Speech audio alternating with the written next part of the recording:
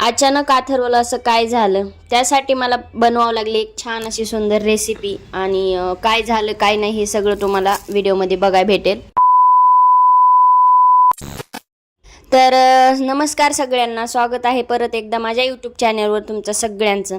तर सकाळ सकाळचा म्हणजे सकाळी अथर्व स्कूलला जायच्या वेळेचा हा ब्लॉग आहे माझा. म्हणजे तेव्हा व्हिडिओ शूट केलेला आहे. आणि जे तुम्ही फर्स्ट बघितलं होतं की अथर्वच्या दातांना वगैरे काय म्हणजे तोंडाला वगैरे काय झालेलं आहे ते मी पूर्ण तुम्हाला व्हिडिओमध्ये सांगणारच आहे. तर सकाळी सकाळी म्हटलं तर इथं म्हणजे गाड्यांचा आवाज वगैरे खूप येतो आणि त्यासाठी म्हणून मी फक्त परत वॉइस टाकलेला आहे किंवा आधी मी बोलली नव्हती. तर इथं मी जी वडे बनवायला लागली, तुम्ही सुरुवातीला पाहिलंच असेल, तर हे वडे कशाचे काय मी अगोदर ह्याची सगळी तयारी केली होती. आणि हे फक्त 10 ते 5 मिनिटात एकदम असे खुसखुशीत उडीद वडे जसे असतात तसे वडे तयार होतात. तर असं काही नाही आहे, हा रेसिपी वगैरे नाही आहे, पण तरी पण मी सांगणारच आहे. हा एक माझा डेली रुटीनचा ब्लॉगच आहे.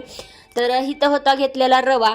आणि रवा जसं की आपण शिरा करतो फक्त मीठ वगैरे टाकून आणि नॉर्मली आपल्याला काही जर टाकायचं असेल तर टाकून उकडून घ्यायचा. तर त्यापासूनच मी पूर्ण जर रेसिपी पाहिजे असेल तर बघूच, तसंही कोणाला रेसिपी म्हणजे असतातच ऑलरेडी, त्याच्यामुळं कोण सांगत नाही आहे. पण हे मी काहीतरी म्हणजे आम्ही गावाक असताना केलं होतं, त्यासाठी अथर्वचे म्हणजे थोडासा त्रास झाला होता अथर्वला, त्यासाठी ही केलेलं होतं. तर हे रव्यापासून मी बनवलेलं आहे, एकदम हेल्दी. आणि म्हणजे काय म्हणजे असं हे नाही आहे की बाबा जास्त हे काय होणार नाही असं म्हणजे नाही का. तर काही जण रवा खात नाहीत, म्हणजे शिरा वगैरे खात नाहीत, मुलं उपीट वगैरे खात नाहीत, तर हे आवडीनं वडे वगैरे आवडीनं खातात. तर त्यासाठी मी इकडं चटणीसुद्धा नवीन पद्धतीनंच केलेली आहे. म्हणजे जी नारळाची चटणी करतो ती वेगळीच केलेली आहे. म्हणजे मी माझ्या मनानेच केलेली आहे. म्हणजे असं काहीतरी वेगळं करावं किंवा चटपटीत करावं असं माझं मन होतं, म्हणून मी वेगळी केली. जे की नारळ सगळं होतं ना, जे नारळ वाळलेली मिरची वगैरे भाजून घेतली होती, अगोदर परतून घेतली होती तेलामध्ये, आणि नंतर मग मी त्याला फोडणी दिली होती, ती तुम्ही बघू शकता. तर इकडे माझ्या साईडला वडेसुद्धा म्हणजे उकडून निघत आहेत.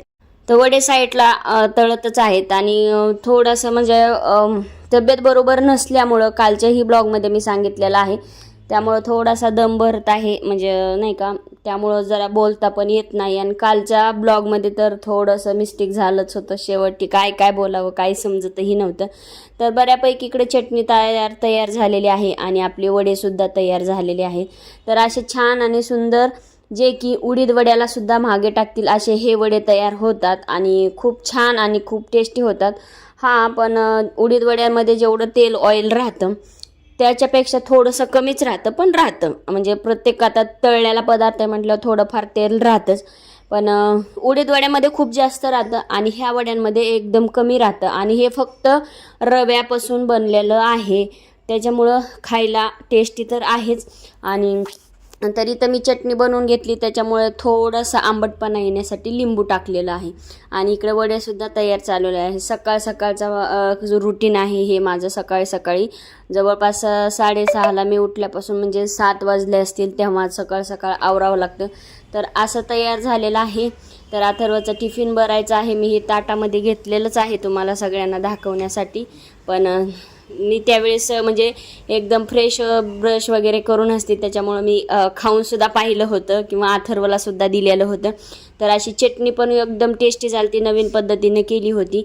आणि असे एकदम क्रिस्पी काय म्हणतात कुरकुरीत वगैरे असे एकदम छान वडे झालते. ही रेसिपी मी फर्स्ट टाईम मी गावी गेली होती उन्हाळ्यात तेव्हा केली होती, पण जमतंय नाही जमतंय त्यासाठी मी व्हिडिओ केला नव्हता.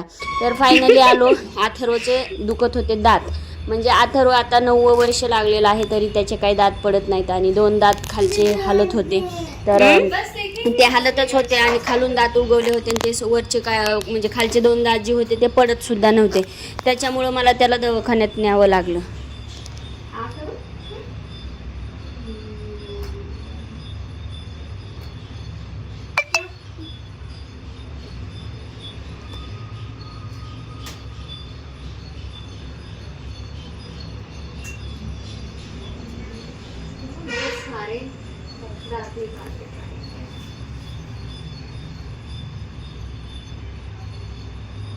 नीचे वाले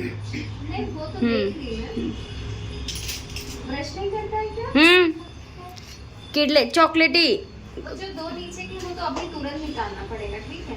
उसके अलावा जो है ना ये वाला, किडलेले, ये जो दोनों साइड के है ना सड़ गए हैं, हाँ। वो भी निकालना पड़ेगा। कितना खर्च आएगा? अभी तो फिलहाल 2 ही निकालूंगी, फिर ब्रेक लेंगे। देखो मैं 1200 लेती हूँ एक दांत का, ठीक है, पर अब इसका 2 है और बाद में भी आपको 2 दांत के ले आओगे तो मतलब 1000 में तर दवाखान्यात नेल्याच्या नंतर दात उपटायला सांगितले होते, तर विचार करून करून संध्याकाळी म्हणजे वापस येऊन परत संध्याकाळी गेलो आणि दात 2 आहेत ते उपटले. तर भेटू नेक्स्ट ब्लॉगमध्ये.